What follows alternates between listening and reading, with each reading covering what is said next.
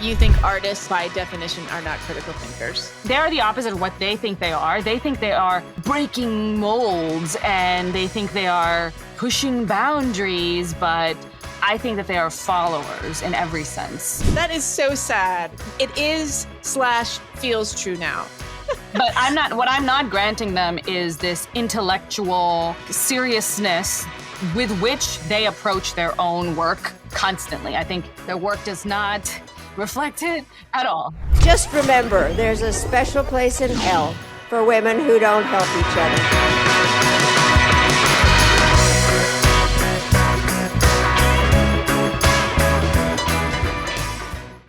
In the culture war, there are no winners, just podcasters. Only a few are willing to risk their lives in the face of some of the dumbest ideas to have ever captured human civilization. Every week, we, Megan Daum and Sarah Hayter, humbly accept this mission in order to bring you conversations that are equal parts stunning, brave, and unhinged. Welcome to A Special Place in Hell. Hi, Sarah. Hey, Megan. Did you survive the 4th of July? I did. I had a good little break with potty training. How did your potty training go? Every day's potty training day for me. It's practice. I see it as a practice. It's ongoing. It's a process. I never do anything. I have no life. So it was just more of the same. I know. I mean, it's the same with me. People, I was getting my eyebrows done and the woman was like, so what were you up to this week? And I'm like, I had nothing. There's nothing. I'm never up to anything. I didn't go anywhere. But you have way more of a life than I do. You have lately I feel like I have no life. You have lunches and brunches and dinners. I don't lunch. have any of these. I hate lunch for the most part, I mean, Why? Recently I had lunch with some people I was excited to have lunch with, but for the most part, it's like a big giant Cobb salad blocking the day. You know what I mean? Yeah. It just ruins the whole day. You can't do anything. Yeah, I agree. Lunch is terrible. Breakfast is fine. I'm a fan of a breakfast meeting. Yeah, I think they should just be drinks and it should be late afternoon to evening. I prefer. That's the time to meet friends and even business associates, really. I feel like. Oh, I'm talking about business. I'm not talking about a friend. Oh, I would never have lunch with a friend. Oh, God. People have lunches with friends? I mean, unless they're in from out of town or something like that. And that's the only time they can meet. Yeah. Yeah. Oh, yeah. But no, lunch is for business. Yeah. But they're even, it's either too long or too short. 2 hours lunch, it's too long, but you kind of need to meet for 2 hours for business. Yeah, and then you have to drive. So, and here, by the time you are finished with lunch, you've hit rush hour traffic. Yeah, so terrible. Then it's the entire Doesn't day. work. Doesn't work. No. All right, so no lunch for us. Did you go to any beaches? Did you go to any nude beaches? Oh no. What a great transition to. Well, here's the thing. I just read this piece and I sent it to you because I thought maybe we might want to discuss it, but it is ridiculous. And there's really nothing to talk about. It was a piece on The Advocate by Neil Broverman. And the headline, I'm just going to read the headline. Gay nude resort must allow women, judge declares. And that's the long and the short of it. I can't believe this hasn't come up until now. I mean, would think from the very beginning the women would be demanding to get in. Clothing optional, Florida resort. Catering to gay and bisexual men must open all areas to women, according to a ruling from a judge on the Florida Commission on Human Relations. The decision, which overruled a previous ruling stating the resort did not discriminate, affects this gay resort.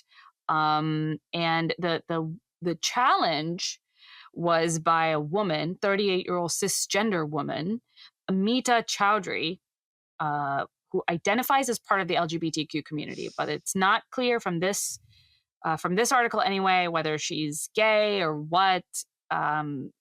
She's it doesn't make Indian. sense. It sounds like she's Indian, which is odd. I mean, what do you make of that?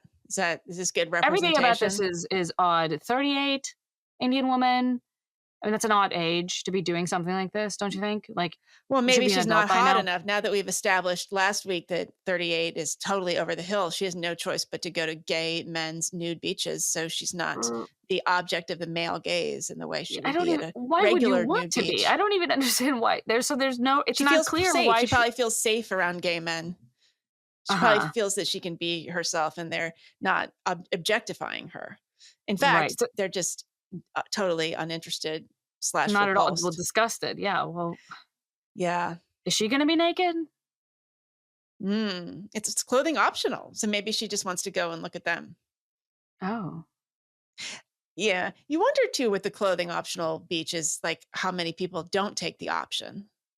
Hmm. Yeah, and that would be that would be a little weird. You would be like, well, why are you? Yeah, that's like going to You're a just dog park watching without a us? dog. Yeah. It's creepy. Is that creepy? That's not creepy. Going Maybe to you a just dog need park like without a dog. I've actually really heard of people being kicked out of dog parks if they if they don't don't have have a dog. dogs. Well, yeah, I mean, it's like if Why? somebody went to a playground and was You sitting can't there just and they didn't enjoy have it. kids. No one's gonna That's rape your dog. No well, one's gonna molest your little pooch. you don't know I what don't think people they're are gonna do like. that. Yeah. Sarah, don't be naive. I mean, Maybe you would should you? keep your dog on a leash. No, Maybe it's it's a asking for it. park. Have you It's in thought the about that? park. It's supposed to be running around. A lot of dogs get trafficked in parks and dog parks. Okay. There's just people, Yeah. just roaming the perimeter. There's like that dog Mhm. looks pretty hot. That dog is Mhm. young and Mhm. hot and it doesn't see what's coming. Its owner is very naive. She's looking at her phone. She's just scrolling. She's not paying any attention. I'm gonna go right in. I'm gonna take that dog and I'm gonna make it like a Little dog prostitute sex dog. slave or Yeah. or Yeah. harvest its organs. That happens. We're gonna talk about I that mean, to maybe. children, but Yeah, I know. maybe The to do- dogs. Maybe that's the new. Maybe so.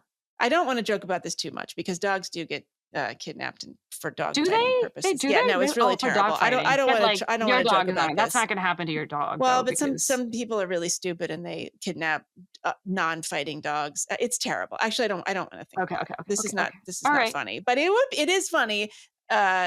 Yeah, to go to a nude beach, to insist on going to a gay nude beach and not wearing any clothes and Nude wearing clothes and looking house. at everybody Yeah. else. I don't know, but anyway, all right, but it's equal. We had equality. It was ruled in her favor. hmm So okay, Justice served, I think. yeah, Yeah. I think so. Okay, Yeah. It's just it sucks that I don't see any comments on this website on the Advocate because I would just love to know what gay men think of this. What the average gay man. Well, thinks of this. maybe we have a lot of gay men listeners, so maybe Yeah. So tell us. they can weigh in. Yeah. Okay. All right. Well, so we've got a number of items to discuss this week. First, we're gonna talk about activism and little girls. We're gonna talk about little girls, That not sounds not getting kidnapped at the park, but okay. being kidnapped for activist purposes. And then we're going to touch on a lighter topic, and it's partially going to involve revisiting the unfuckable hate nerds discussion from last week, which people had a lot to say about. Mhm. And I've had more thoughts about since. Okay. Yeah. And then we're going to do some bonus about a very angry ballet dancer. Yes. That's I'm looking forward to that piece. Yeah. Because it was so odd. It's I mean, the odd. sequel It's to the confused very person. hungry caterpillar. Yeah, The it's a very very angry very ballet confused dancer. person. I don't think this person knows what they want, but we'll discuss that in the bonus. Yeah. So, all right. Well, so yeah, there was a piece in the Atlantic actually last month by the author of a new book about how girls sparked America's revolutions. It's called Young and Restless, The Girls Who Sparked America's Revolutions by Maddie Kahn. And we're not going to talk about the book or even this article too much, but she does talk about how there is this legacy of young girls being very easily embraced as symbols of activism and of revolutions. I mean, obviously it starts with Joan of Arc, but it's just, we see it in Greta Thunberg. We saw it she talks about Lucretia Mott. There's a whole bunch of these figures. And so, you were a little girl in activism, Sarah. I was a little baby. Yeah. I was you were a social not yet justice potty baby. trained. Yeah, sure.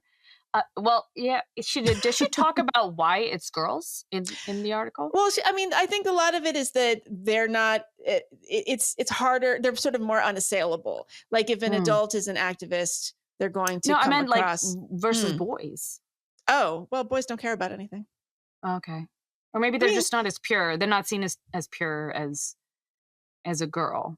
Do you think that might be true? I mean, I'm thinking about like a lot of the Parkland shooter kids. That guy, is it David Hogg, whatever his name is, has been really outspoken. I don't know. I think there's just something, the sort of innocence and the way they can kind of cloak.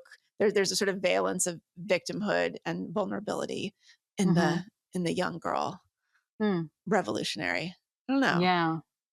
Yeah, there's something about it that I just find so distasteful. I find all these young child activists, for any reason, even the school shooting, honestly, like I think that activism is something that makes some sense for some adults, but the younger they get and the younger they are when they're thrust into this spotlight, the more queasy I feel about the whole thing, because it's hard not to get the sense that there's a little bit of there's some exploitation going on, and they're too young to recognize it, and maybe too, starry-eyed and truly in love with this cause that they're moving or trying to move forward, that they don't recognize how they might be exploited by various groups and agencies and media coverage.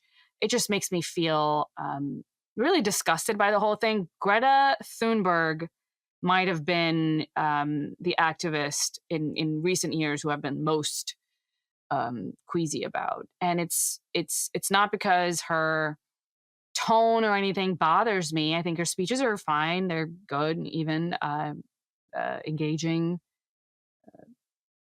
Entertaining, right? That's fine. It's just that she is she's a person in a very unique situation. She's very young. She has a very odd family background. And you know a little bit about this because you read a book on her family.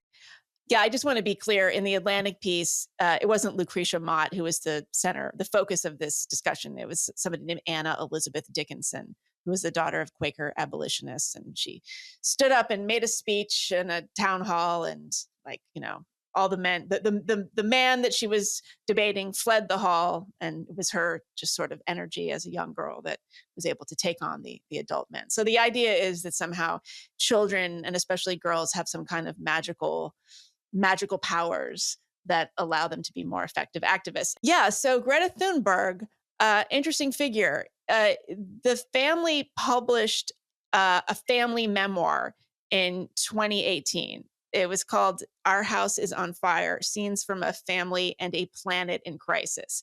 So the phrase Our House is on Fire is like the calling card of Greta Thunberg. It's also the name of a children's picture book. It's what she said famously when she got up and made her speech. She was nominated for a Nobel Prize. She was Time Magazine's Person of the Year, et cetera, et cetera. And so in 2020, the English version of the English translation of Our House is on Fire was published in the US. It was originally only published in Sweden. And the byline is shared by the whole family, but the story is told mostly from the point of view of the mother, Malena Ernman, and she was like pretty famous opera singer in Sweden. And let's just say that she opens the book with this dramatic recollection of fainting backstage before a performance at a Stockholm theater. And, she goes on to describe how this exhaustion is due to chaos at home. And it's all because her 11-year-old daughter, Greta, was disappearing into some kind of darkness, as she says. So Greta's like crying around the clock and eventually refusing to talk or eat. And the triggering event for this crisis of Greta's was watching a film in school about pollution in the oceans, about trash in the oceans. And so Malena describes Greta like crying throughout the film, and she couldn't shake off her emotions after it ended. And then she goes like into the cafeteria after watching the film, and she cannot eat the hamburger that's being served for lunch. And so I will just read a tiny bit as how Milena describes Greta's interior experience. The noise is almost ear-splitting, and suddenly that greasy chunk of meat on the plate is no longer a piece of food. It's a ground-up muscle from a living being with feelings, awareness, and a soul. The trash island has imprinted herself on her retinas. The trash island? Well, from the film that they were watching about trash in the ocean. So talk about a mother speaking for a daughter. Right. Can your mother read your mind like that? No, it's amazing. What a great, they must be so close. Yeah. Yeah. The thing with Greta that fascinates me is that the interest in the climate came about because she got her mind just hooked on this idea. Like, shortly after watching this film in school, she goes into this big depression. She stops eating. She mostly refuses to speak. She loses more than 20 pounds in 2 months. She's nearly hospitalized. She starts to make a recovery, but it's this incredible sort of combination of Asperger's. She gets diagnosed with Asperger's finally. There's this autism, OCD, and selective mutism. So she's not speaking a lot of the time. And she becomes obsessed with the climate. She tries to get her family to go vegan. She makes her mother stop flying. And according to the mother, this, of course, makes it impossible for the mother to work because she's a famous opera singer and she's always on tour. And really, it's only when she sort of goes public with this activism, she actually sits down in front of the Swedish parliament on a school strike and starts to build this momentum through social media. She starts getting really famous for doing this. And it's only then that her mood improves and she stops going from not being able to speak at all to making really eloquent statements and then speeches about the climate crisis.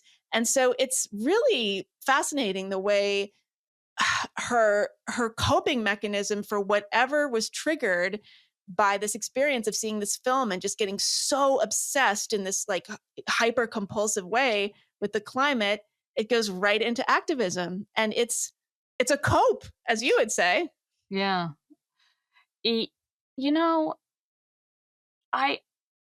more I learned about their family, the selective mutism is very strange. And it's especially strange given how now her mother happened to know exactly what was going on and what transpired and but why she doesn't why need she to was speak. You don't need to speak if your mother already knows what you're thinking. You're right. And then, and then you learn about how she had trouble eating for a very long time. And that helps explain a little bit about why she looks so young, for her age. I remember being shocked when I first found out that she was, at that time, 16 or 17 or something. And I remember thinking, she looks 11.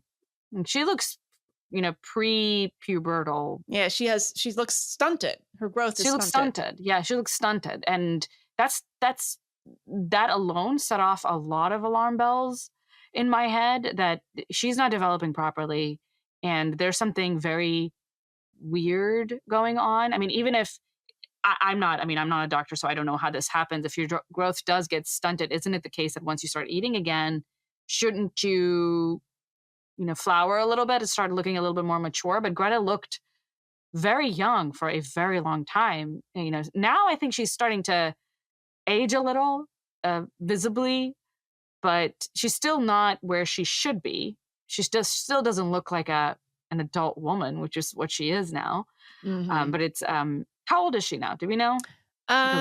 She was born, I think she's 20. Oh, wow. Yeah, so she's still pretty young.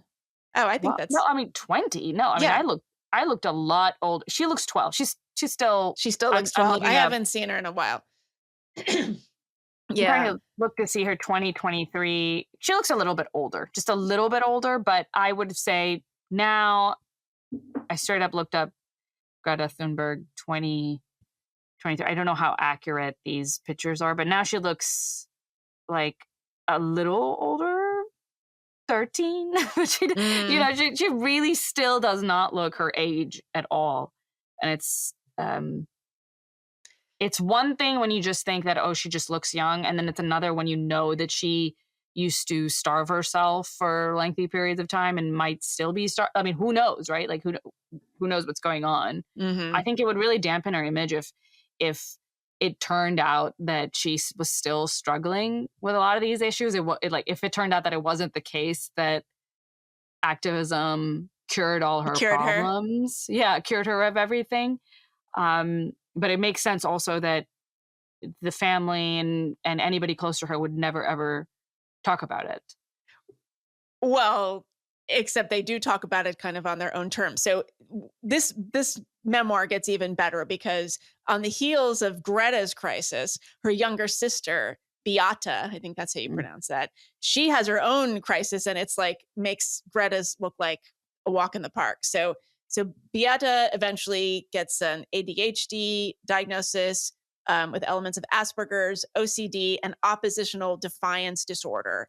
And so this book has these scenes where like the whole family, the parents and Greta are they're like huddling together in the guest room, eating dinner from paper plates because Beata cannot tolerate the sound of chewing. Okay. There's another scene where Beata is like so distressed in school, like she goes to school and the regular teacher's not there. It's a substitute teacher. So Milena, the mother, has to like wait outside the classroom for 2 hours. And she writes things like, I can't move from the spot, not even to go to the toilet, because Beata will worry. She has to see me through the crack in the door at all times. Okay, so are we surprised then to learn that Milena, part of the reason that Milena is so willing to go with the program is that she has very, very similar kinds of habits. So there's another scene where Beata cannot walk on the sidewalk without like constantly backing up and starting over if she's leading with the wrong leg, though she only does this when she's with her mother. Okay. And Milena says, and I have to walk exactly the same way, which is hard because I have longer legs and we're probably quite the funny sight walking the street back and forth. So basically, all three members of the family, except the father, have these kind of neuropsychiatric diagnoses. And the father's just this kind of like innocent bystander, just peacemaker throughout all of this. It is fascinating the way this pretty clearly narcissistic mother has channeled the entire family's dysfunction into global sensational activism around climate change. And I'm wondering, I mean, what are they gaining here? They're gaining a lot of fame and importance and some sense of self. That's what's going on. Yeah, and attention. Now, on the other hand, Greta did improve. So whatever as it far takes. as we know, I mean, it makes sense that you would then say that, oh, she had all these problems and she was cured when she could finally, but it seems like to me that the kinds of problems Greta is showing evidence of, you don't really get cured. You just sort of learn how to cope or channel those energies into that obsession into something else. And maybe that's the story, that she channeled her special difficulties, or in this case, something that turns out to be an advantage, into activism. But I mean, even I find that very, very. It just always made me think that something is deeply wrong with this family. Not even not knowing all those details that you just shared, which were extremely creepy, but just that this kid is autistic. I don't think that they belong on a stage anywhere. I think it makes sense that they see the world in this very black and white way, that they have difficulty coping with something like climate change. It seems so dire and so intense. And I have to say, like, I wish I could watch this documentary that affected her so much, because I remember that when I was growing up, this was around the time where, the Michael Moore-esque documentary was becoming popular, like this sort of form of activist, documentary, like filmmaking, that was very, very impactful. I watched a few. I had a teacher of mine in high school had us watch this documentary on the corporation. And I don't know if it was called The Corporate. I don't know what it was called. I haven't looked it up in some time, but I remember it was really impactful to me because of, I mean, just the way that it was filmed. Now I would be a lot more skeptical of just that format, and I would double check a lot of the claims that they're making, because I think it's really, really easy to drum up a very scary thing. But it stayed with me for a very long time, and it really impacted my politics, actually. Like, not in a Greta Thunberg, it wasn't that I was starving myself now, I'm not going to school. But I did feel that this idea of corporate personhood was, devastating to our politics and destroying the fabric of American democracy. And I did feel very strongly about that for a very long time. And I think I still do feel a little, I think I am influenced by what I saw and what I never questioned having seen, in that format since.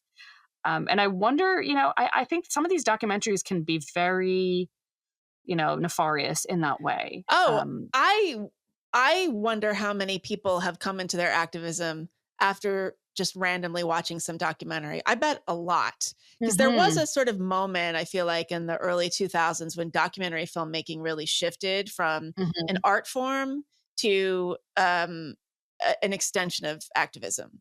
They were all agendized. They were pretty easy to make. I think you had like the sort of streaming phenomenon. You had just like all these, it was just, there were a lot of sort of cheap, easy documentaries out there. Not that some of them weren't really good. And I don't think Michael Moore is necessarily in this category. He was making like feature length films, but he certainly set a tone that a lot of people copied.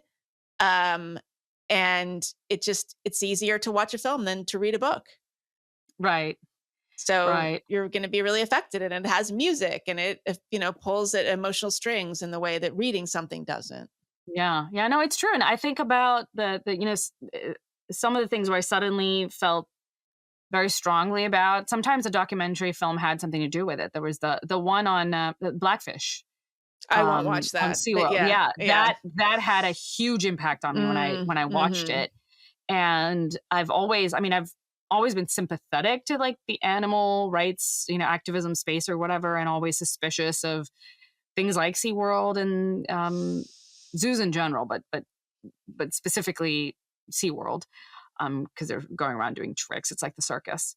But watching that video, it's haunting. It's terrible. I think I gave money to some charity immediately afterwards. Like watched it. I was like, oh my God. And I think that did change things. It did.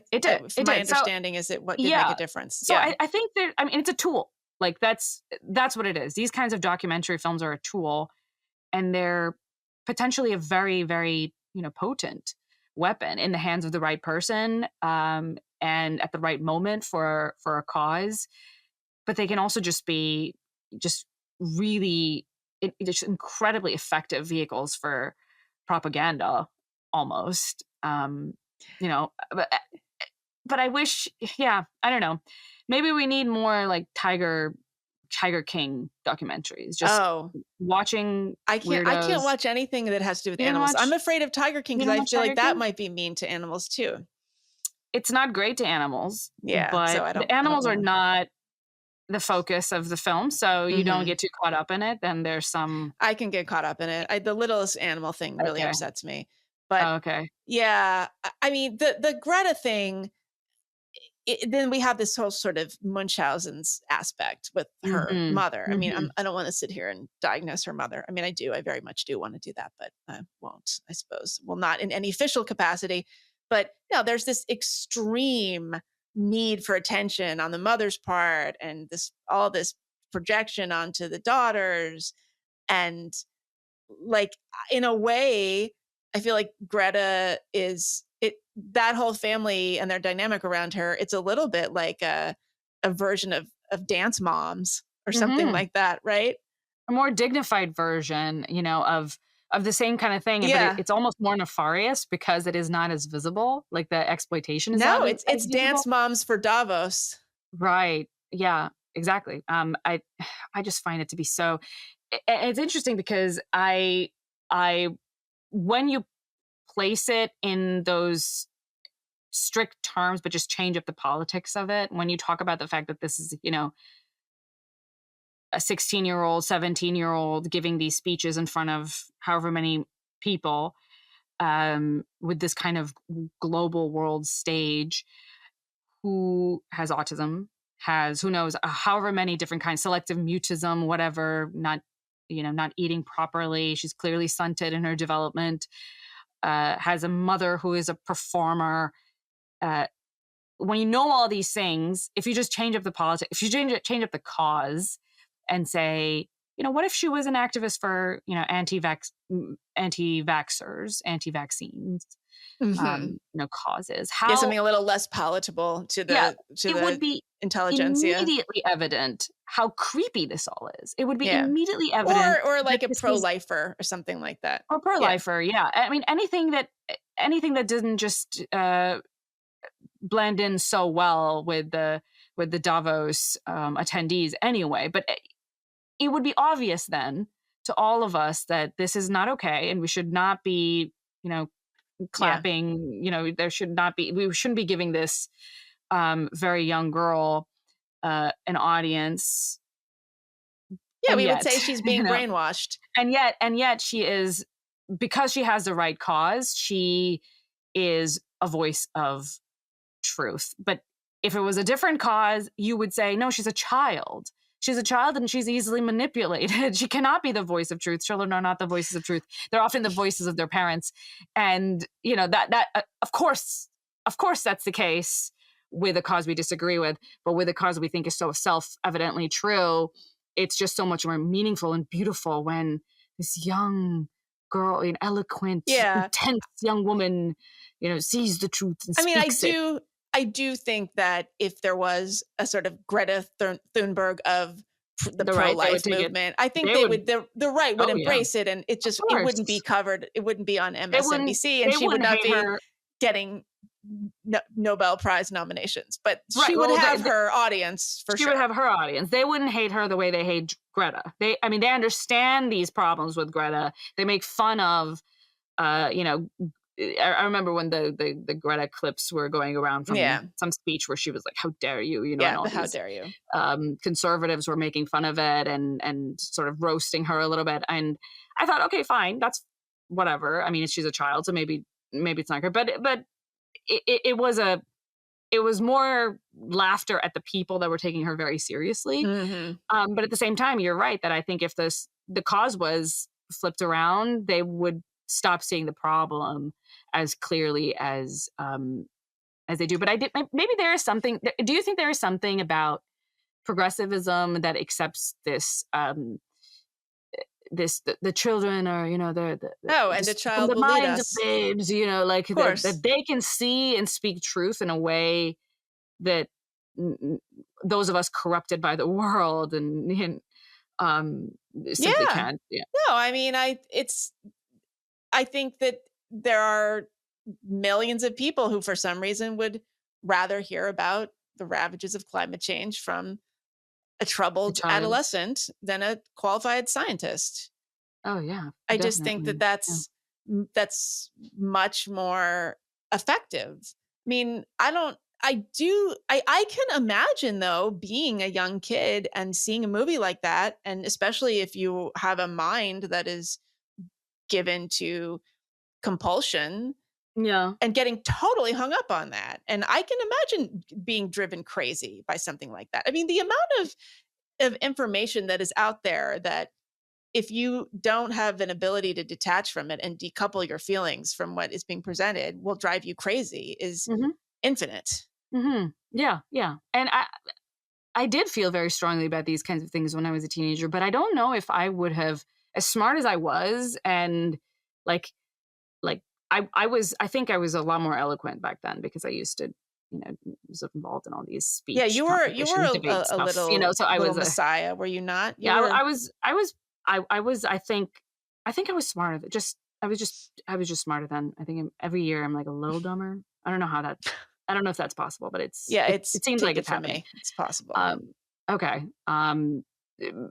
But I think even that, Greta's speeches are so impactful that you think, she didn't do that. No 16-year-old did that. And even for causes that, the thing is, I do agree with like Greta's cause here. Not the entire, like, not the the superstructure that's like supporting her, but like I agree with the fact that well, how could climate change is real and it's like an issue, it's and real. yes, It's scary. So yes, I agree with all that. But even with when it comes to some of the gender stuff, like there's the pride related kind of kerfuffles that were happening with Muslim parents. I watched some testimony from Muslim kids who were talking about their, my freedom of religion, and it shouldn't be, I shouldn't be made to feel uncomfortable because of my religion, and I have, every right. And they gave such beautiful, eloquent speeches about their First Amendment rights, and I agreed with the whole speech. But then I thought, this is so creepy. Why are you having this child say something that was definitely written by a lawyer and their parents or whatever? It was written by very competent adults who knew details of, who knew how to present this argument in this very forceful way, that even though I'm on board with a lot of what they're saying, and I find the argument persuasive, it's the messenger that is creeping me out, and I don't want to be involved. But this is like the oldest story in the world. People have been pimping out their kids People for all gross. sorts of reasons. I mean, they're stage mothers, and I don't know why we're putting this on mothers, because often that is the case, not always. Not always. People's need for attention is often like channeled through their kids, very, very often. Yeah. And it's really damaging. I can't think of it's a really fucked up way to grow up. I can tell you that. Yeah. But and there is like shades of gray, right? I mean, so many great leaders, athletes, geniuses, whatever, are people who have very intense parents who push them to be a certain way from a very young age. And it almost seems sometimes a little abusive, maybe. Well, we were talking about this before, the tiger mom thing. Yeah, sure. Tiger mom thing, but also, like, Venus and Serena Williams' dad, right? I mean, there's a way to spin that story to make that guy sound like a monster. Yeah. And I think that's true of every, probably every parent of an Olympic athlete, especially the kinds of sports where you have to really peak young.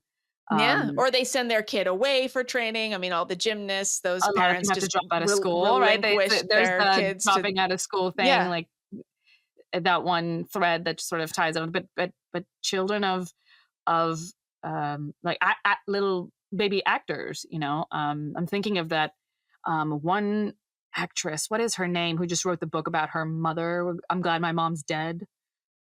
I think we discussed it for a little while. It was I'm Glad My Mom Died by Jeanette McCurdy. Right. So she's this child actress. I remember seeing her on Disney Channel, and she was a little bit after my time. So it was just like when the Disney Channel was on, when my younger siblings were watching it. But she was a presence on many, many shows.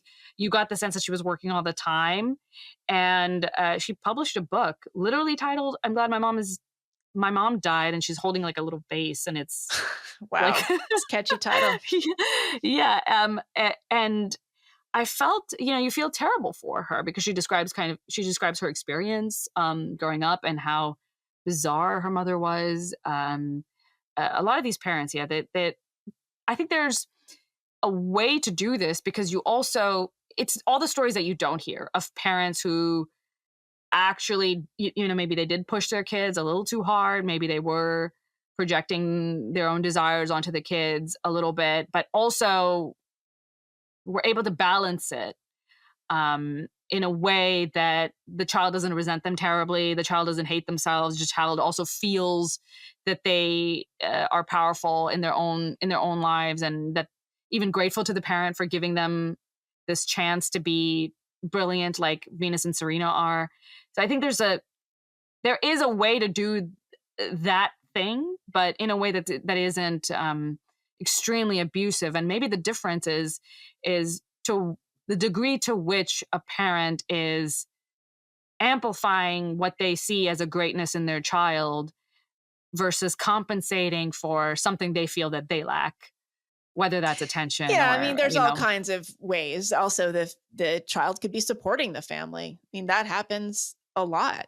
The family with all these actors, is desperate. Yeah, that does happen. And I think, to be fair, like with Greta, the family didn't seem to have any particular interest in climate before this happened. Like what I find really interesting about her is just her brain got wrapped around this idea. And the only way through it, the only way to get out of it was to like almost double down. Like her whole life is now wrapped around this idea. So did the parents question this? Like, was Greta like, this is the way forward? And everybody was like, okay. I think they were sort of like, oh my gosh, she's really sick. This is terrible. This is terrible. Like, we're desperate. And suddenly she started to get better. So they all went along with it. And according to the mother, it's a calling. Well, obviously she's not sick. She's chosen. She's called to do this. That. Yeah, no, chosen. I mean, this is also what we see in so much of this, like these little philosopher kings. Like we see this with the gender stuff. Like it's child led, it's child guided. Kids know who they are. Very creepy. Very creepy. Again, and it's like such a fine line because yes, in a lot of ways, children know who they are. What does that even mean, though? Like. I don't know what it means. I don't think they know who they are. Well, I think it's ridiculous. What does that mean? Who? You don't want to just be a complete authoritarian, but the worship of children in this culture is, I think, unexamined. We're obsessed with children. We don't treat them very well. We don't have good parents. Don't have enough levers to pull, and yet we're absolutely worshipful of their. They're just like they're not. Inner thoughts and not only decisions. Do we not look at them as children, which is, I'm sorry, but they're not. I love kids. You know, I'm a mother. I love kids. I love being around kids. When my kids grow up, I will probably find a way to have more kids in my life, like foster kids, whatever. I like Sarah, kids. come on. I do. What about our podcast? You can't do that. Okay. God, only if they can like do audio. No, I want to. Audio engineering. And make YouTube thumbnails. All right, I can push them into it, like Greta's, like. No, just order up ones that have those skills. Right, yeah. I'm sure there's a few in the foster care system with those kinds of skills. Okay, I'll accept applications. I'll start now searching. It might take a while. People. But kids are kids. Kids are not they are not developed human beings. They are not capable of reason in the way an adult is capable of reason. Of course, there is such a thing as a willful child, a smart child, precocious child, a child that appears to know themselves. But I think that it is grotesque to view children as just baby, like just small sized miniature adults. And I see this a lot in the, in the kinds of circles where they use the word kiddos. You know oh my God. About? Yes. Kiddos. Hey, kiddo. Yeah. What is that? Don't ever call. Yeah. I don't know. I feel like that's a gender ideologue thing. You see that all the time. Yeah. It's a gender. It's just I don't know why they say. Why don't they say kids? Why do they say? It's kiddo? all people on the left. Does anybody on the right ever say kiddos? Yeah. I don't know where it's coming from, and I don't know why it's such a great signal of like it really is kind of politics. But it's this. Maybe it is that they don't actually spend that much time with kids until they have kids, and they have a very different, very weird conception of kids. But I don't. Kids need guidance. Kids need support. Kids don't understand a lot about the world. Kids are so easily manipulated. They're the most easily manipulated people around. That you can make a kid believe anything, like my kid was obsessed with vacuums and he wanted to play with the vacuum. And I said, no, the vacuum went to the vacuum house. He went back to his house. And he was like, oh, well, look at you now. You're anthropomorphizing the vacuum. You're playing into this. He just accepted it. He was just like, but you're acting like the vacuum as a person. It went back into its vacuum house. Vacuum went to a vacuum house. But what I'm saying is he believed me that he bought it. The story was The vacuum is sleeping. Vacuum went back to vacuum house, and that's so vacuum's not here. We can't play with but that's kids. You could just lie to them. My dad used to lie a lot to me just for fun. Like, it was just, he would just troll me constantly. And I believed a lot of things. Like, what kinds of things? I asked him once how, like, a stoplight, like a, traffic light worked.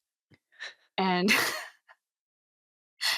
I think he said that underground, there are like tunnels, and there are people who are sitting in desks underground, and they're watching the traffic. Like, they have like cameras, and they're looking and they're watching it, the traffic, and they move it in accordance to the needs of the traffic. But there are people underground at every. It's very elaborate. Are they like trafficking children through the tunnels and harvesting organs? Here's the thing: you didn't have to blood? go. I didn't really push. I didn't ask for details to make the whole thing make sense because of the kid. I was just like, oh, I guess. I mean, how else? What else? It must be it. That is more understandable though than how traffic lights actually work. I don't even understand how traffic lights actually work. It's unfathomable. They're the signal. There's like, even back before computers, like, they worked. How? Yeah. Well, this was also when this was one of the first few times I ever saw one, because in Pakistan they weren't that common. Or at least in the part of Karachi where I grew up, and my parents were. So we were like driving to the zoo or something, and it was a nicer, more upscale area, and so there were traffic lights, and I was like, "What is that? And how does that work?" And he was like, "Let me tell you." And we'll have to get him on the show to explain. I think that would be a good goal. Yeah, he's kind of a troll, but I guess you can just do that. You can do that with kids. You were raised by a troll, and now you feed the trolls all day.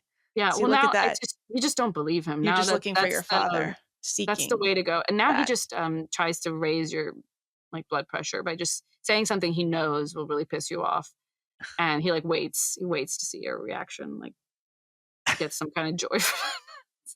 But what is it? So getting back to like who gets into activism and what are the sort of what's the cognitive profile of that sort of person? What is the connection between autism spectrum and activism? Yeah, I mean, it feels intuitively, it feels like there's definitely something there. There's definitely a selection mechanism happening where the kinds of people who feel very intensely, very black and white about things, or prone to that kind of emotion, would gravitate to activism. But on the whole, I've found, in my experience, activism is a mixed bunch of people, and it creates, there's a lot of odd dynamics that happen in activism or are visible in activism in a way that they may not be with a lot of, normal people with normal lives. But with activism, you have, on the one hand, the activists who, unless they're famous, are broke, because they're making no money. Or they're independently wealthy. Or they're independently wealthy. So you have either you're broke and you're a normal person and you choose to be broke, and that's how, and this is how you sleep at night, or you have so much money that it doesn't matter that you're making no money. But even if those very independently wealthy people weren't working in activism, they're the donor class anyway. So you're always interacting with people just of stratospheric wealth, the kinds of wealth where you have no conception of how they live, because it's just so far away from normal human lives. So there's just from that one in that one dimension class, activism is strange, very strange. But then on top of that, you have the certain different kinds of psychologies that come together that gravitate towards activism. There's the obvious goody two shoes kind of people, and there's a lot of those, So I don't want to say that activism is just filled with crazy people, and that's all that there is. You often just hear a lot from the crazies, of course, because they make a lot of noise. But there are a lot of people there who are genuinely wanting to do good in the world. When I launched any kind of initiative, I would get lots of people who are wanting to volunteer, and they're just like, look, I just want to give back. Either, this organization helped me, or I went through it. I went through something difficult, and I just want to make sure other people don't go through this either. And so there's a lot of just good guys who want to do good. But I think the nonprofit, like activists, especially the activism sector, tends to like destroy those people's souls, like it takes them and then it saps them of their will and it tosses them out. Wait, how so? Well, partially because you have to deal with the social dynamics of activism itself, because the other people that are coming in to activism are a lot of binary thinkers that are tough to deal with, people with, bizarre disorders of, who knows what kind of special toxic mix, but people who desire to be self-righteous, and they gravitate towards being kind of a martyr in these kind of martyr roles, or to be seen as to be that kind of person. So there are some of those, and there's just like pure vultures, people who very callously, like I think maybe even I would go as so far as to call them sociopaths. I've seen several in activist spaces who recognize there's a bunch of silly people here, like, or goody two-shoes here, and I can take advantage of the situation. Yeah, I think that's a lot of what's going on. Like the nice Facebook ladies. Right. It's easy for them because this is a sector with a lot of, you're operating in goodwill, it's not the most effective sector. There is no easy way to judge your efficacy, the efficacy of a program. And then, in the beginning stages with a lot of these nonprofits, and sometimes forever, like they're really operating on shoestring budgets with, huge dependencies on a volunteer base. And sometimes they're entirely volunteer based. So you're friends, you're trusting each other. You have to have this like high level of trust. And that's an environment for, a bad person to come in and get away with a lot before they're caught. And, and then when they are caught, they're not really punished properly. They're not really, there's no big expose on this psycho, because for reasons of PR, you don't want to, a nonprofit doesn't want to shed light. Yeah, what happened to the Black Lives Matter leader who was buying multiple houses with? Yeah, well, you just want to shush it up because it scares donors, Yeah. Well, other nonprofits might even if you're in the same bubble, you don't want, a group that's very similar to you to be exposed like this, who you work with, because it sort of taints you. There's small donor pools that are kind of paying everybody, they're sort of funding all the groups, or in little bits funding all the little groups. You don't want them to get tired. You don't want them to be disgusted or freaked out with any kind of mismanagement. So there are a lot of really twisted incentives in the activism industry that, undo a lot of the good intentions of people who go into it. And just, it's interesting because I've come out of it thinking, on the one hand, in certain situations, this is the only industry that can make a change. And then in others, it is impossible for it to do anything good, and it's better to have a profit motive, So yeah, I have a lot of thoughts about this sector, but it's a huge sector in America, at least. My European kind of colleagues, or like associates, people I know from work, it's interesting because they don't have as much money. They don't have as many like billionaires floating around as we do. And so their money pools are usually smaller, and often activists aren't full-time employees, or not as often as they are in the US. Oh, okay. So the US has professionalized activism, right, in a way that no one else can really touch. Of course, that's the American way. Yeah. I like how in the UK they call themselves campaigners. Yeah. Yeah. Instead of activists. I think I like that. Do I like that better? It feels like very positive. Like I'm campaigning for this. It's just like you're a lobbyist almost. Activist, yeah. Ironic. It's not I mean, in a way, right? Yeah. I mean, you're a lobbyist for a cause. Yeah, I think especially the fact that so many nonprofits are based on social causes, and I say this as somebody who founded, in more than one nonprofit that is where the charitable activity was actually furthering furthering a social cause in various ways.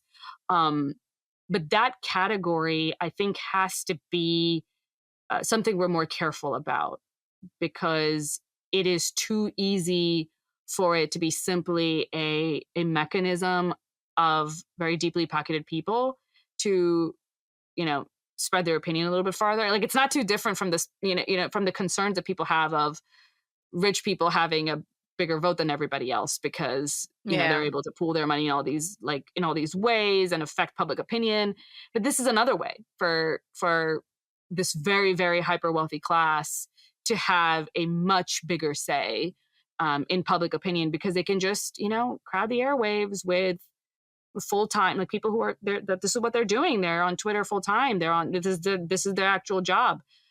So there's something about, I think, this category of social activism nonprofits that I almost wish there was more investigation, from a governmental perspective. Like, does this really deserve nonprofit status? Maybe more detailed reporting requirements, something. Yeah. But then they'll just become churches. Well, I mean, at least with churches, like, that's what they are, and when they start talking about politics, a lot of us get queasy for good reason, and I think we need to find a way to I don't want to increase the burden on the industry, because of course, if you are a small nonprofit, you're just furthering one little social cause. You don't have a lot of money to go around anyway. And then any additional reporting requirement is just maybe sometimes a huge burden. But I still think we need to think a little bit more about what we're granting the nonprofit status to. And it definitely seems to me that there is a class factor happening here as well, that I think that help feeding the homeless, your local homeless shelter, you can give them money, or you can work for your local homeless shelter, you can do that. But that doesn't appeal to a certain, upper middle class or even just upper class person as a social cause, like social justice, women's rights, these rights-based organizations are attractive to a certain kind of person in a way that, homeless shelter is kind of gross. You got to be around poor people. You got to, you got to touch them. You got to, you got it. There's on the ground work to be done. Yeah. So anyway, I find it all very interesting. And then the growth of this like effective altruism movement as well has been very interesting to me as someone who did not, my work was not effective altruism. Like it doesn't fit the metrics of effective altruism at all. There were no metrics that you can easily measure in the first place. You had to just rely on intuition, and sort of indirect ways of measuring how effective you were. Direct ways were just literally impossible when it comes to a social cause. So, but effective altruism says, well, we can. This means that this is a bad cause, and we need to find measurable, like how many malaria nets did you provide, and then how many lives did you save per malaria net. I think that's a very it's very appealing. I get but the it's appeal. Also a little there's a lot of just so stories in effective altruism. There are a lot of problems with it as well, right? I think it appeals to a certain kind of person. Definitely. I think the kind of person who might be troubled by, the kinds of, I think, ethical and moral judgments that you have to make, like value judgments that you have to make when you're otherwise dealing in the nonprofit sector. There's a lot of, maybe this works, maybe it doesn't work, kind of, that you're putting faith in something. And there's the kind of person who wants there to be just a more black and white calculus, and they want a number. They want a number. They just want to optimize for that number. And I think it seems like a solution, but I'm very dubious that it actually is much of a solution at all. And there's some aspects of it that I find very creepy, actually. I am looking at Greta's Wikipedia page. She has done quite a lot. I have to say, she's been very busy. Well, if you're not going to school or college, I guess. Let's be clear. I do. The one I'm really mad at is her mother. So, it's not like she's resting on her laurels. I don't think she's done a lot. It's not her that I have a problem with. No, so much as the infrastructure that puts a crown on her head or a halo or whatever. I have a problem with that. Yeah. I have the problem with everything else around it. But I it's hard to hate her, or even dislike her. I feel a little bit of pity towards her. I feel a little pity towards all these young people who are thirsting to the spotlight for any reason, even if they asked for it. I feel a little bit sorry for them. Well, her sister has embarked on a singing career more recently. So, okay. Well, good luck to her. Yeah. Yeah. All right. Well, do we have any more on this? Or are we gonna move on for the moment? I think we should move on because it's we're gonna give our little announcements now. Oh yeah, housekeeping. It's announcement time. Housekeeping. What?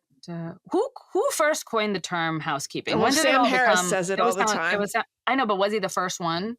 Well, I would assume that's the first time I heard it. But he doesn't. Sam Harris must do a lot of housekeeping. Do you think he does a lot of actual housekeeping in his house, or probably never? I think he probably has a maid that comes in every day. I think we should have a maid. He has a housekeeper. We should have a maid come in to do this section of the podcast, a literal housekeeper, and she's going to come in and she's going to do the housekeeping by saying what we have coming up, that kind of thing. Okay. So I think we can do that. We can afford another that. goal. #goals. So what do we have to housekeep about? Well, if you want access to the bonus, you have to subscribe. You have to become a paying subscriber. You can do that at specialplace.substack.com. If you can't do that, well, you are getting something for free. So please rate and review. It helps us so much. And people are so mean sometimes and leave bad reviews. And it, it gets to us. It's every time a little bit of trauma. And one day we're just going to quit. One day we're just going to say, I can't take the hate anymore. And we should do at least one episode where we read them and then I can start crying. Like, especially now that we're on YouTube. Yeah. That's so you should rate and review it. You should be nice to us on YouTube if you really want to help us. Yes. Thumbs up, subscribe, whatever, subscribe. That's one way to just support us. That's always helpful. Just a little bit of a little rating boost is really good. Yeah. So there's that. What else? We are having a founding member hangout again, coming up in a few weeks. That's going to be Saturday, July 22nd at 4 p.m. Eastern time. 4 p.m. No, it's later Eastern time. Sorry, 4 p.m. Pacific time. Yeah, 7 p.m. Excuse Eastern me. time. 7 p.m. Eastern time. 4 p.m. doesn't work for me. Well, who says you have and to then be we there? will be. Megan, if you want Sarah to show up, you got to be a super founding member. Okay, but that. Well, those are always great conversations. And there'll be another one, but you have to be a founding member to do that. And then what else? We are having announcing a advice column. I think we did announce it before, so this is like the second announcement. Doesn't count, right? Or did we announce it only to the bonus? I think we were just kind of like, we're not sure. We're thinking about it. We're working on it. But now it's definitely happening. It's definitely happening. We're going to do an advice column. Well, it's not a column. We're going to do advice segment. We're going to do an advice segment. And that usually gets people really riled up for some reason. Every time I give this is what and people, because your lived experience is invaluable. People are mad. People get mad. Everybody for whom this advice, either this is not what they did in life, or it just makes them mad to hear it, to have someone say it. I always get a bunch of hate comments, so that should be fun. Fodder for some. Okay, so this is relationship advice, professional advice, any kind of advice at all. Any kind of advice, and don't worry about whether or not we're qualified to do it, because for sure, don't worry about that. Yeah, we will. We will give it our best shot. Okay, and the name of the segment is "Do as We Say." Okay. I think that's a tentative name, isn't it? Or is Okay, this, I we think are it's good. definitely doing it? Do as we say, not Yeah, as we for do. now. Do as we say. Okay. Do as we Or say. what would Sarah do? Or that. Just Why? nobody's Why gonna that? care what my advice is. No, but nobody wants to do it. Nobody wants to do as I do. Everybody complains about it, about the thing. Why what I say doesn't apply to their life. Meh, meh, meh. Anyway, Well, whatever. Well, you can complain a lot when we answer your questions and yeah. tell you how to live your lives and improve everything about it. Yeah. So those are the things. And I will just say again that I am doing a Zoom writing class in personal essay and memoir, September 6th through October 11th, 6 consecutive Wednesdays from 3 to 5 p.m. Eastern Time. And one more thing quickly, I have added an Unspeakeasy retreat in Denver, a 1-day retreat on Saturday, September 30th in Denver. That is going to include an Unspeakeasy for All party afterwards. So go to theunspeakeasy.com to find out about that. Okay. Cool. Lots of announcement, lots of housekeeping. Yes. So that's done. Okay. So yeah, we had a lot of response to the unfuckable hate nerds discussion last week. Yeah. And I don't know how you're feeling about Substack. I was up until 3 a.m. trying to write something about this, which is unheard of for me. I mean, writing is unheard of for me at this point.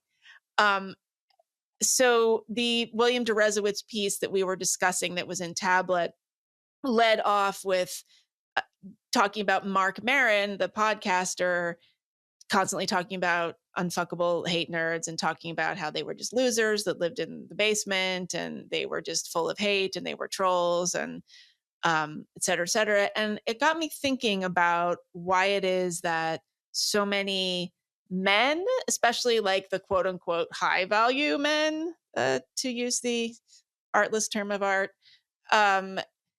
are so ready to pile on these guys. And to the point where I think it's mostly women who are even talking about this phenomenon. Yeah. Or defending these guys at all, or feeling sympathetic for these guys. But that's what we do. We're women and we feel sympathetic.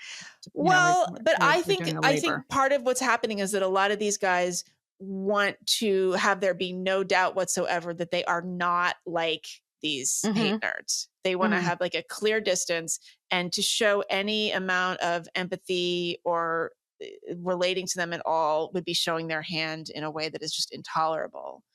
Yeah.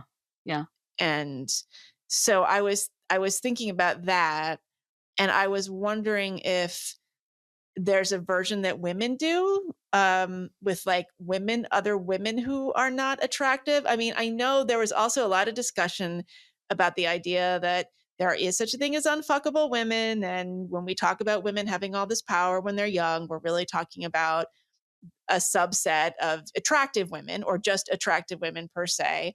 There was some pushback and men said, well, yeah, but that's really like most young women. I don't know. Like, I think women have a completely different problem, which is, with men, it's hard for them to get sympathy. They get the crush, not just reality, but a very brutal version of reality foisted on them. Foisted? Yeah. Yeah. Yeah. At a very, early age, even, like they're teenagers and everybody's, you're just a creep, and if you said to a teenage girl, you're a creep, you're destroying her, man. You give trauma. She's so young. She's, now she's going to cut herself. But there's a kind of, there's a sense of just cultural compassion that we have towards the suffering of women in general, that we don't have towards men in general. But even, extending beyond that, we find it easier to think of men in these like ugly terms, just very, very. Yeah, because they already have the power. So it's okay to talk about them. I think it's more than just power. I think it's more than just like a response to a cultural thing. I think cavemen were like, you know what I mean? Like, I think we've always been we have as humanity, I think we have an instinct to be kinder to women in a way that we're not to men. Yeah. And even boys. And I think that maybe to reconcile with that, as being something very deep, would be helpful if it comes to actually fixing it, because we recognize how deep the tendency actually is, and how maybe even the fact that it might be innate. I remember I was seeing a comment on the Substack from some guy, I forget who, one of the guys, sorry guy, he was talking about how it's very hard for men to confront women and talk to them honestly about situations when in the context of will women save us from this woke thing. And he was talking about how you're looking at this like creature with big eyes and like it's just ready to cry or whatever, and you have this sense of wanting to protect this vulnerable person. And I think we all have that sense of wanting to protect women in a way that we just don't with men, and that comes across especially when we're in the way that we discuss loser men versus loser women. It's mean to call women losers even if they are. It's mean to call them ugly. In fact, instead you do the opposite. You celebrate them and say that they're beautiful. So there is something about like the hug boxing kind of gaslighty reality that women like. Have you heard I've of never this? heard Hug this. box? No. Yeah, it's an internet term. It's when you like go on to, a forum. I think I know it in relation to a lot of like trans forums, but I think it's existed way before then, where you just like go to an online community and you post something and they're just like, yeah, amazing, and so it's wrong, like and divorce that man. And oh, I see. So it's like a form of love bombing. Yeah, kind of like that, but it's hug boxing. Have you? Now you're making me paranoid. Did I just make that up? Okay, I like whatever. it though. Yeah, it makes me think of like Temple Grandin or would have I think to that's be where the it's from, squeeze isn't machine. it? The squeeze machine. Well, that's for autists. Like you have to have a heavy lead blanket on your. It's a lead blanket. Yeah. I think that's where it's from. I think it's just this group, this community that's just, you're just amazing and everything you do is right and it's all perfect, and it's so positive, especially as directed to you, that you cannot improve. I think you just don't. It's very, very hard to find people being honest to women in a way that would be helpful to women. And you can't be. I mean, but that's just like the code of girl.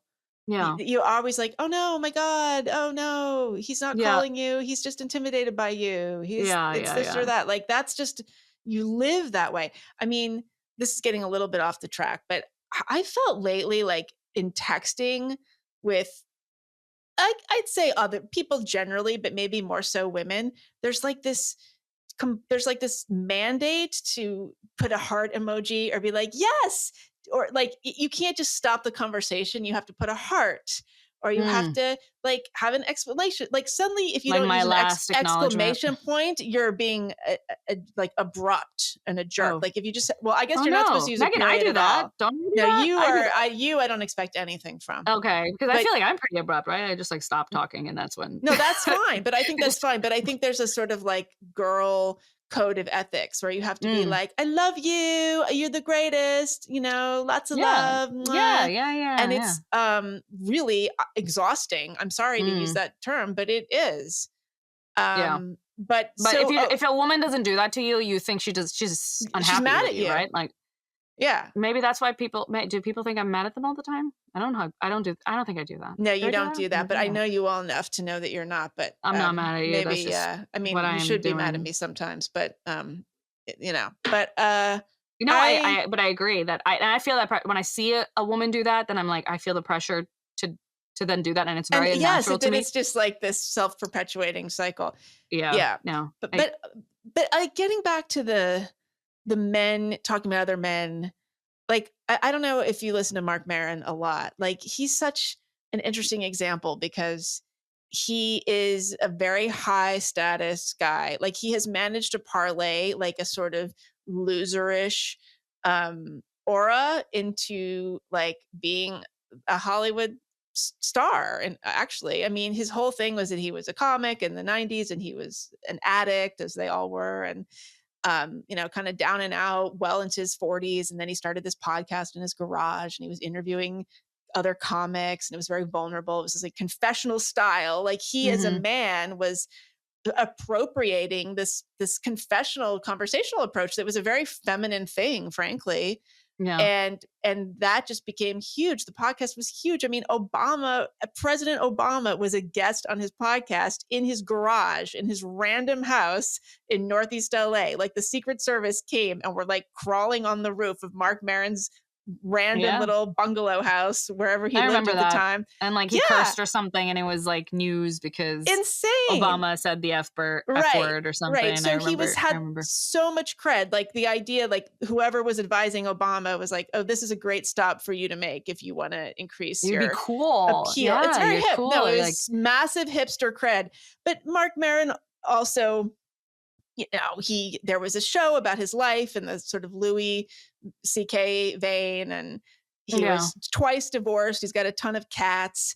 He's dating younger women all the time, and we know this because it's in his show. This is not a secret.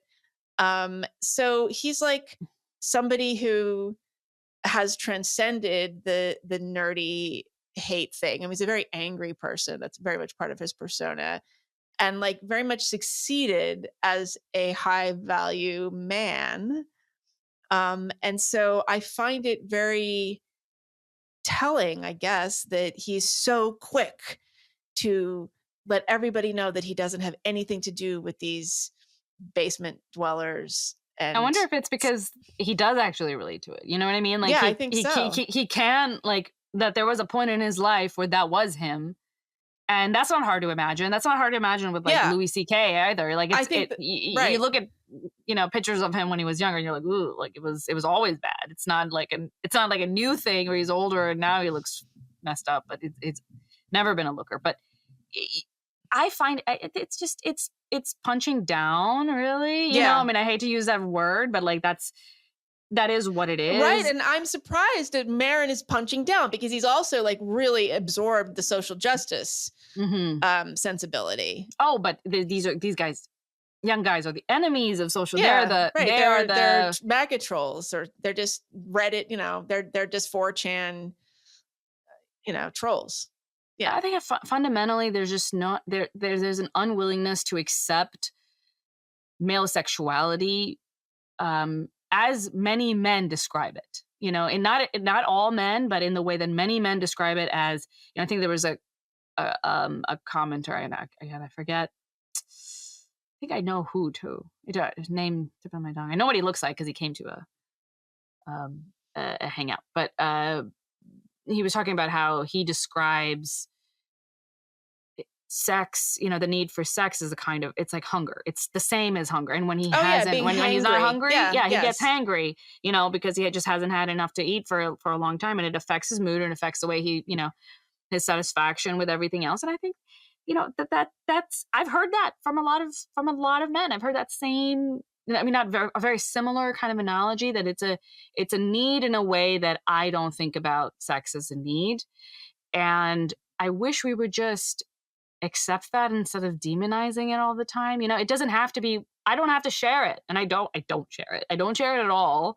But that doesn't mean that I hate men for being different.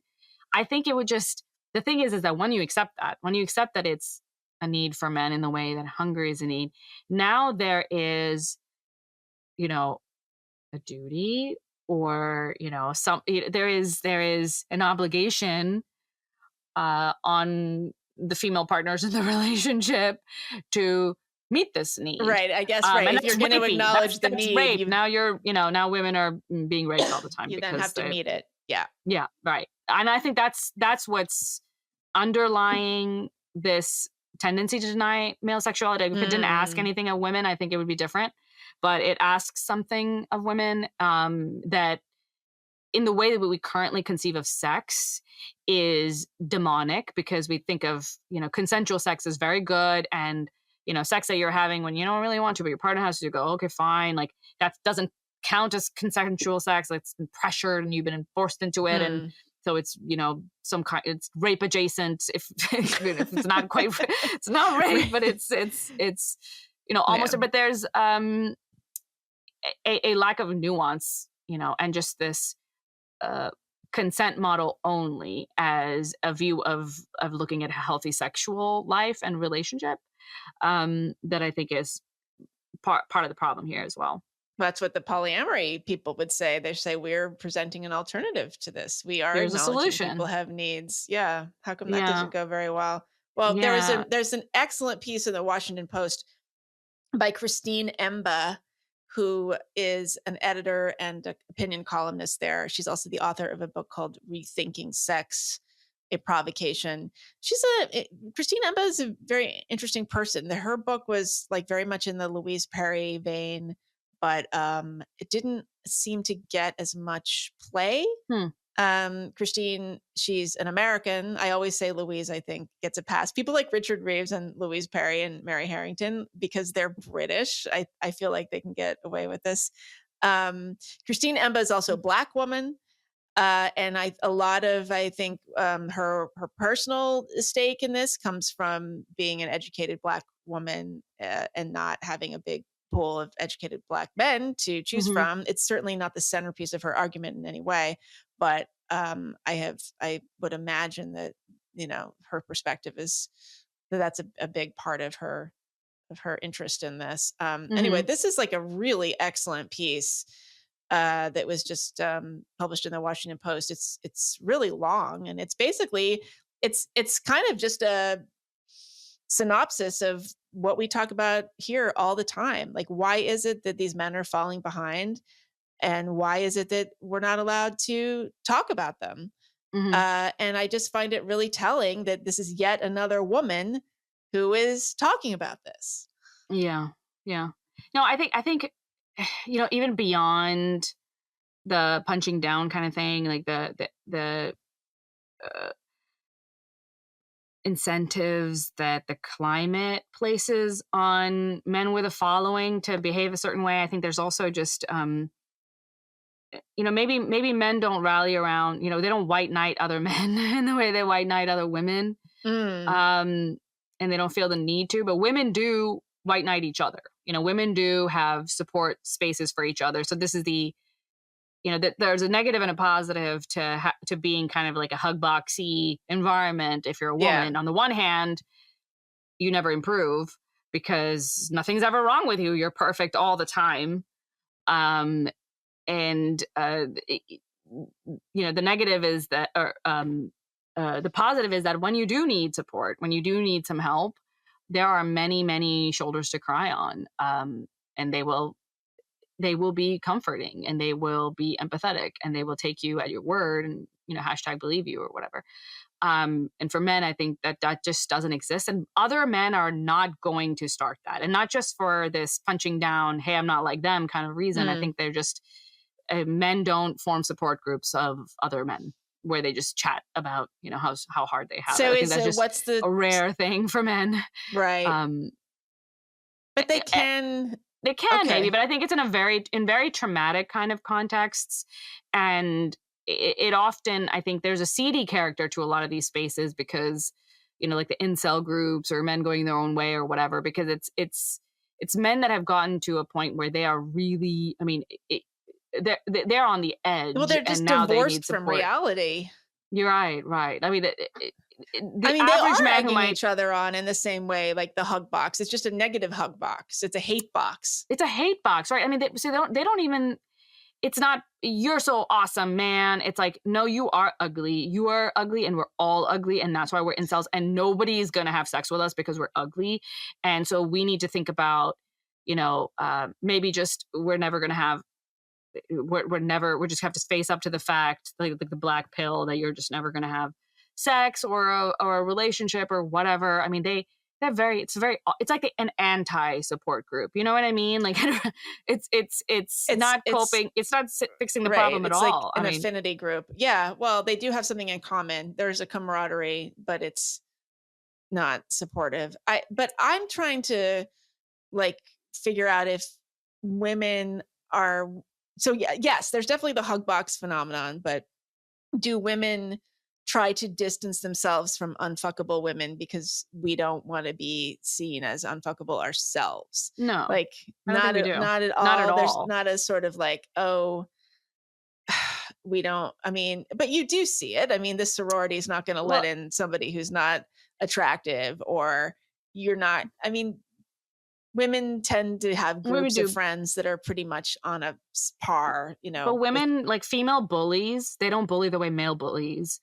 Like they don't target their victims in the same way. And I think that this might be kind of it, like this might help us understand what's going on. Male bullies they're usually popular kids, and they pick on the less popular kids, like the bottom of the totem pole. The top of the totem pole picks on the bottom of the totem pole.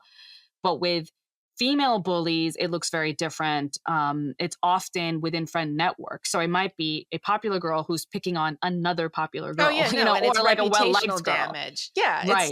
It's not fighting with fists. It's fighting with reputational damage. Right. But gossip. It's also it's not happening at, you know, opposite rungs of the social ladder. The aggression is not taking place, you know, across, you know, from a popular girl to an unpopular girl as often. It's the worst aggression is saved for someone within your friend group at the same level as you, who threatens you for some reason, or your relationship falls out for some reason. So it's one of those things, like when you're, you know, I've like taken like courses or whatever about bullying, and were they required? You mean like in high school when you were growing up? No, I took part of the anti-bullying movement. No, you didn't I took have a to bunch take of bullying, like I took a bunch of class. workshops and stuff, like for just understanding like the various victims and how they're, you know, whatever. Really? But not in school, for work.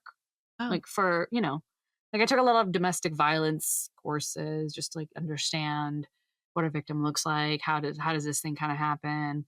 But in any case, there was at some point there was a little bit on bullying.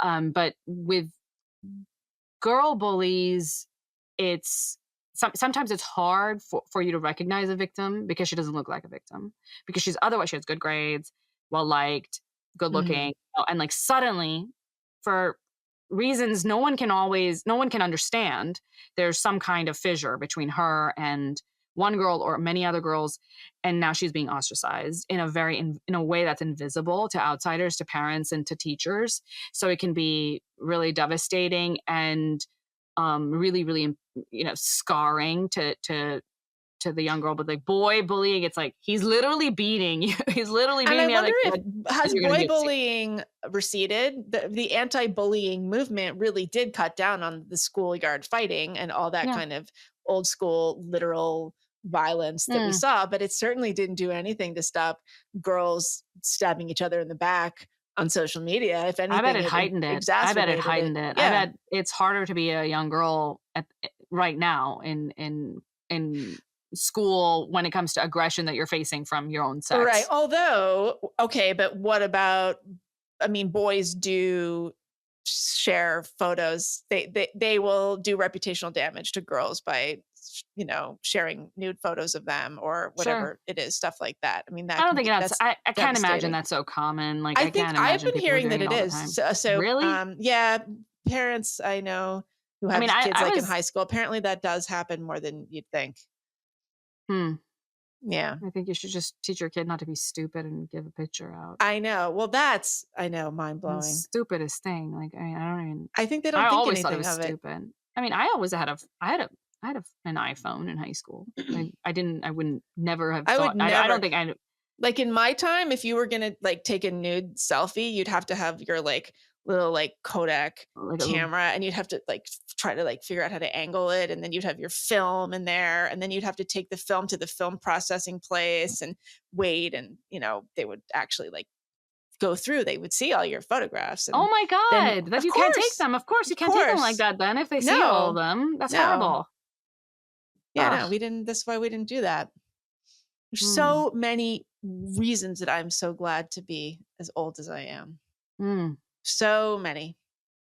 Yeah. I think even if I was around, like even if I was young today, I just feel like that's such a stupid thing and I would not do it. But I can see how people feel pressured into doing it. I people can't get it. imagine I it's a mean, huge adults problem. do it. They probably get drunk and they're texting, and they do it all the time. Adults They do do? it still all the time. Older people, yeah. It's No. I wouldn't. Hmm. All right. Well, I would highly recommend this piece by Christine Emba. It's very comprehensive, and Does it she answer the question though? Would it in your view, does it answer what's really happening to these young guys? Does it really no, but it grapple with the lays it problem? out. This It almost lays reads out like the a book problem. Okay. proposal. I have a feeling this is a book proposal. There's a lot of reporting. She talks about Jordan Peterson. She talks about how all this kind of reaction on the right is not helping matters. Again, this Mhm. is one of these things that's been hobbled by the perception of a left-right divide. There's Mm. nothing political about the fact that these guys are falling behind. There should not be. But of course, it's become that way. So yeah, I would recommend this piece. It's just like a very good kind of summation Mhm. of this whole landscape. It's very funny though, because it's a very long piece, and the Washington Post sort of as interstitials, they have little, links to other stories. And so right in the middle of Christine Emba talking about Jordan Peterson, there's a link. You can click on another story: how to stop bullies who insist on enforcing the gender binary. And yeah. And then the real manhood crisis is conservatives whining about manhood. What? So the Washington Post does That's not want the you to forget that they have run stories that are not as problematic not as like this one. this. I just Yeah. gosh, Yeah. these people. But I do wish that men would step up and start talking about this. So Yeah, there. the thing is, it's not. It may be from what I'm understanding of the problem. I don't know if there is a solution. I think this is what modernity is doing to manhood, and the problem is big, and talking about it is not sufficient, because we have to also be willing to give up things that we are simply not. We're not going to give up, and for good reason. And I wouldn't recommend giving them up, but Well, I think that young men are. I mean, the concept of manhood has disappeared, because the concept of a man as a provider with his specific role has disappeared. You're not going to get that back tomorrow, and no amount of talking about it is going to get it back tomorrow. Or the kind of changes that we might need to actually. What might actually help. I mean, even in the Richard Reeves book, I remember there was all this stuff about boys doing better with a male teacher and in single sex spaces. But then he's like, but also, I'm not advocating. Like, he was very, very like, no. Well, actually, one of the things in this Christine Emba piece is she talks to Richard Reeves, and he says, I really went very light on some of these things, because basically he felt that he wasn't in a position to really drill down hard. And I think now that the book is out, in a position? well, I think he thought that he was very mindful of not coming across as insufficiently feminist. And so there was, I mean, I had him on my podcast, and he's that was very clear though through his book. Right. It was, I always felt like, I mean, reading it was kind of a interesting, but also sometimes a frustrating experience, because it was like, you're not taking the next step. You're highlighting the problem, discussing the problem, and not going there. Has started, he does have an initiative, and he is, I think, he has taking it on. He has actual suggestions, and I think the red shirting thing is potentially useful, holding boys back a year or so, or just even a year, having them start school a year later. I think that would work well. Although I can see a lot of like hyper-achieving families saying, no, my son is such a genius, he needs to start school now. The hyper achieving families are already doing this. For different reasons. They're doing it because if they hold their kids back, their kids are smarter, and they're also they're more competitive in terms of sports. Like, they're just more competent. Well, it's always gone on in sports. I know that it is. It's interesting how that's changing, because I feel like in my time, the hallmark of a family that thought their kid was gifted was that they would start them early. Yeah, those kids were young, and it did them no favors. I can assure you. But there's nothing to do with gifted kids, though. Every solution is a bad one. or a politically unfeasible one.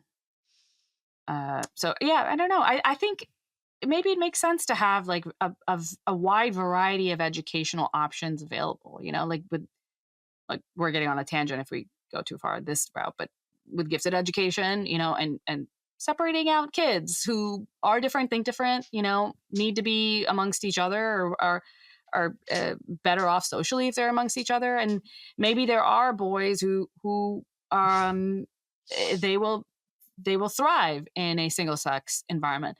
But I think that imagine if we had a lot more evidence that boys are thriving in a single sex environment, but then we also had evidence that girls don't thrive in a single sex environment. I think we would choose girls. You know what I mean? Like, well, they do thrive in a single sex environment though. So they do? We're safe. Yeah, so then why aren't we doing it? Yeah. Then well, let's just because do it. That's the gender binary. Yeah, I think that ship has sailed. Do you think that girls' schools are no longer interesting to people anymore? Like girls only? No, I think that girls' high schools are interesting to people. Although the problem is that they tend to be elite. And so then you get, I mean, that's just eating disorder central. Oh, right. I would have hated it. Rich girls. My God. Yeah. If I had to go to a girls' only high school, I would have blown my brains out. There's no way. You hate girls. I would have. I don't hate girls. I just can't. I can't be around groups of girls. It's like it's the social circles that are impossible for me. My best friendships with girls are just like one-on-one, like me and this other person, and there is no other social group. There is no connected group, you know, that can, you know, affect our relationship and impute its own kind of social dynamics. And I think that's the healthiest kinds of I'm actually like that too, believe it or not. Even though I've started the Unspeakeasy is a women's community for women who hate other women. Okay. It is. That's what Yael decided. Yael Bartour came and she said, I'm coming even though I hate women. And I said, this is the place for you because so does everybody else here. Great. I think there are women I can get along really well with, but it tends to be, it's a unique small segment of the population. And you can't, you know, it's hard to, how do you find out that they're that person? Are they going to just tell you, I hate other girls? They tell me. They're avoiding you because you're a girl and you're avoiding them because they're a girl. And then nobody, you know, you don't have these beautiful friendships that are possible, I suppose. Yeah. All right. Well, speaking of girls, we're going to talk about ballet in the bonus. We're talking about men in ballet. Men in ballet. Diversity in ballet. Well, ballet is very racist and sexist. And all kinds of things. And we'll find out. We'll talk about this. Definitely. In the bonus. Okay. Okay. To listen to it, subscribe. A special place. That's substack.com. And then you can be a part of that conversation too, or listen in, I guess, and then talk to yourself, or leave comments. And Sarah wouldn't know read anything them. about talking to herself. I would know. Record an internal monologue and send it to Sarah so she can like implant it in her mind. Yeah. Don't do that. I won't read it. Don't do it. It sounds very frightening. Don't do that. Okay. And then also we would like your questions for our advice column. And I guess they can submit them. They can comment anywhere and we'll pick it up, but we're going to pay special attention to our subscribers. Can they email us at our email address? I guess. Do we have an email address? Yeah. Maybe. If we do have one, we'll link to it somewhere. Okay. I know we do, but I'm not. I'm going to get it slightly wrong. So okay. Okay. All right, but just leave us your questions, and we'll get right to it. Okay. All right. Thanks everyone. Bye. Thanks.